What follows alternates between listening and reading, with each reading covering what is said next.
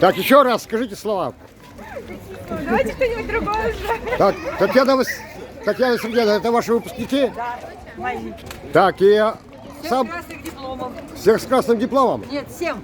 Всем молодцы. Спасибо Татьяне Сергеевне за все время. И еще можете сказать добрые слова, напутствие. Мы желаем вам счастья, здоровья, чтобы у вас всегда были хорошие студенты, Послушных студентов. да.